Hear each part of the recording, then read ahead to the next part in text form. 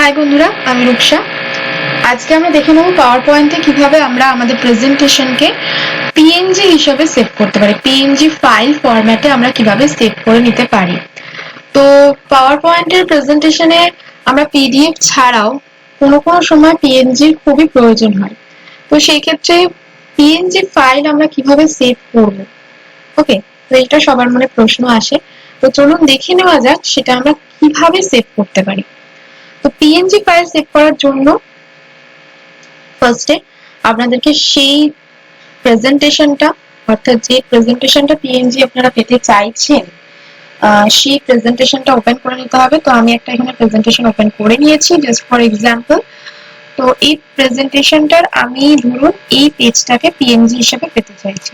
তো এই পেজটা আমি সিলেক্ট করে রাখলাম।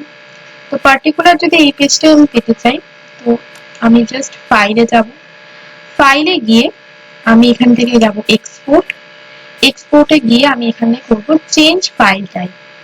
তো চেঞ্জ ফাইল টাইপ এই অপশনটা যদি আমি ক্লিক করি, তার সাথে সাথে এখানে ইমেজ ফাইল টাইপস বলে অপশন দিয়ে দেবে এবং এই অপশনের মধ্যে আমি পেয়ে যাব পিএনজি পোর্টেবল নেটওয়ার্ক গ্রাফিক্স। ওকে, তো এটাই হচ্ছে পিএনজি ফাইল ফরম্যাট যেটা আমি সিলেক্ট করলাম। সিলেক্ট করার সাথে সাথে এটা আমার অ্যাক্টিভ হয়ে গেল এবং এরপরে আমি সেভ অ্যাজ অপশনে ক্লিক করব। এই সেভ অ্যাজ অপশনে ক্লিক করার সাথে সাথে আমার এখানে লোকেশন দিয়ে দেবে। তো লোকেশনে আমি এখানে চুজ করে নিতে পারি। তো আমি এখান থেকে লোকেশন যেটা আছে আমি সেটাই রাখলাম এবং আমি সেভ অপশনে ক্লিক করব। সেভ অপশনে ক্লিক করার সাথে সাথে আপনারা এখানে একটা পপআপ দেখতে পাবেন যেখানে লেখা আছে which slides do you want to export, অর্থাৎ কোন স্লাইডটা আপনি পিএনজি হিসেবে এক্সপোর্ট করতে চাইছেন। তো এখানে দিয়ে দিয়েছে দেখুন অল স্লাইডস, অর্থাৎ আপনার প্রত্যেকটা যে স্লাইড আছে এই প্রেজেন্টেশনে সেই প্রত্যেকটা স্লাইড পিএনজি আকারে সেভ হবে যদি আপনি অল স্লাইডস অপশনে ক্লিক করেন। আর তারপরে যে অপশনটা আছে সেটা হচ্ছে জাস্ট দিস ওয়ান, অর্থাৎ আপনি যে স্লাইডে আপনি প্রেজেন্ট আছেন, অর্থাৎ এই প্রেজেন্টেশনে আমি টোটাল 5টা স্লাইড দেখতে পাচ্ছি। সেই 5টা স্লাইডের মধ্যে আমি স্লাইড নাম্বার 2টাতে প্রেজেন্ট আছি। সেই স্লাইড নাম্বার 2টাই আমার শুধুমাত্র পিএনজি আকারে সেভ হবে, পিএনজি ফাইল ফরম্যাটে সেভ হবে। তখন আমি সেটাই আমি চাইছিলাম। তো তার জন্য আমি জাস্ট দিস ওয়ান অপশনে ক্লিক করব। তাহলে শুধুমাত্র এই স্লাইড 2টাই আমার পিএনজি আকারে সেভ হবে এবং সেটাই আমার দরকার ছিল। আমি ফার্স্টে সেটাই বললাম যে আমি শুধুমাত্র স্লাইড নাম্বার 2টাকে পিএনজি আকারে পেতে চাইছি। তো এরপর আমি অল স্লাইডের ব্যাপারটা দেখাচ্ছি। তো চলুন দেখে নেওয়া যাক। স্লাইড নাম্বার 2টা তো আমি জাস্ট দিস ওয়ানে ক্লিক করলাম, তো এটা পিএনজি আকারে সেভ হয়েছে কিনা আমরা দেখে নিই। তো আমি এই লোকেশনে সেভ করেছিলাম। তো এখানে দেখুন পিএনজি আকারে অলরেডি সেভ হয়ে গেছে আমার ফাইলটা। এখানে পিএনজি বলে আপনারা নিশ্চয়ই দেখতে পাচ্ছেন এবং এটাকে যদি আমি ওপেন করি তাহলেও আমি দেখিয়ে দিচ্ছি। দেখুন পিএনজি আকারে স্লাইড নাম্বার 2টা সেভ হয়ে গেছে অলরেডি। ওকে, তো এরপরে যদি আমি সবগুলো স্লাইড পিএনজি আকারে সেভ করতে চাই তাহলে কি করব? তো এখানে যে স্লাইডে থাকুন না কেন, আপনি যেহেতু সব স্লাইড সিলেক্ট করবেন, সব স্লাইড যেহেতু আপনি পিএনজি আকারে সেভ করবেন, তো তার জন্য আমাকে কিছুই না, ফাইলে যেতে হবে।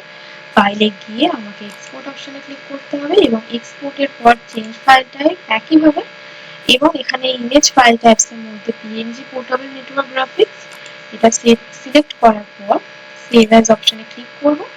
ক্লিক করার সাথে সাথে আমার এখানে লোকেশন দেবে, লোকেশন চুজ করে নেব। আমি এখানে এই লোকেশনে রাখছি এবং এখানে সেভ অপশনে ক্লিক করব। যেহেতু আমি আগেরটা সেভ করা ছিল তাই এখানে রিপ্লেস অপশনটা দিচ্ছে। তো আমি এটা রিপ্লেসটা ইয়েস করে দিলাম এবং অল স্লাইডস করে দিলাম। প্রত্যেকটা স্লাইড আমি করতে চাইছি, তো অল স্লাইডসে আমি ক্লিক করব। এরপরে আমি ওকে করে দেব। Each slide in your presentation has been saved as a separate file in the folder. এই লোকেশনটা আপনাকে দিয়ে দিয়েছে কোন লোকেশনে সেভ হয়েছে। তো আমি ওকে ক্লিক করব। ওকে ক্লিক করার সাথে সাথে আমি দেখতে পাবো এখানে আলাদা করে ফোল্ডারে আমাকে আমার পিএনজি ফাইল ফরম্যাটে পিকচার হিসেবে সেভ হয়ে গেছে। দেখতেই পাচ্ছেন নিশ্চয়ই প্রত্যেকটাই পিএনজি আকারে আছে। তো এইভাবে আমরা খুব সহজেই কিন্তু পিএনজি ফাইল ফরম্যাটে পাওয়ার পয়েন্টে যে কোনো স্লাইড সেভ করে নিতে পারি, যে কোনো একটা পার্টিকুলারলি স্লাইড সেভ করতে পারি, এছাড়াও আমরা সবগুলো করতে পারি। তো নিশ্চয়ই আপনারা বুঝতে পেরেছেন যে আপনারা যদি সিঙ্গেল একটা যদি আপনি স্লাইড সেভ করতে চান তাহলেও করতে পারবেন। যেমন আমি স্লাইড নাম্বার 2টা আগে করে দেখালাম, প্রথমে একটাই করে দেখিয়েছিলাম। তারপরে যদি আপনার মনে হয় যে স্লাইড নাম্বার 4টা করবেন, তাহলে একইভাবে স্লাইড নাম্বার 4 এ গিয়েও আপনি এই যে স্লাইডে আছেন অর্থাৎ প্রেজেন্ট যে স্লাইডে আপনি আছেন সেখানে ক্লিক করা অবস্থাতেই আপনি ঠিক সেম প্রসেসে, যেমন স্লাইড নাম্বার 2টা আমি করেছিলাম ঠিক সেম প্রসেসে আপনাকে ওটা পিএনজি আকারে সেভ করতে হবে। কিন্তু একটা জিনিস খেয়াল রাখবেন, যেহেতু তখন স্লাইড নাম্বার 2টা যদি আগে সেভ করে রাখেন তাহলে সেটা সেই নাম দিয়ে সেভ করবেন, অর্থাৎ স্লাইড 2 বলে সেভ করে দেবেন, যাতে স্লাইড নাম্বার যখন 4টা সেভ করছেন তখন এই দুটো নামের সাথে এক না হয়ে যায়, তাহলে কিন্তু জিনিসটা রিপ্লেস হয়ে যেতে পারে। তো আমাদেরকে খেয়াল রাখতে হবে প্রত্যেকটা যখন যদি আলাদা আলাদা করে এখানে যদি অনেকগুলো স্লাইড থাকে তার মধ্যে যদি আমি 2, 4, 6 এগুলো যদি আমি জেপিইজি বা পিএনজি পেতে চাই, তাহলে অবশ্যই প্রত্যেকটা ফাইল যখন আমি সেভ করব তখন আমাকে আলাদা আলাদা নাম দিয়ে সেভ করতে হবে। স্লাইড 2, স্লাইড 4, স্লাইড 6 এইভাবে আলাদা আলাদা নামে আমি সেভ করলে জিনিসটা ভালোভাবে বুঝতেও পারবো, আমার পরবর্তীকালে কোনো কনফিউশনও থাকবে না এবং সেটা রিপ্লেসও হয়ে যাবে না। সেটা আমাকে কিন্তু কেয়ারফুলি সেভ করতে হবে আলাদা আলাদা নামে। ওকে, তো আশা করছি আপনারা সবাই বুঝতে পেরেছেন কিভাবে আমরা পিএনজি আকারে কোনো ফাইলকে সেভ করে নিতে পারি পাওয়ার পয়েন্টে।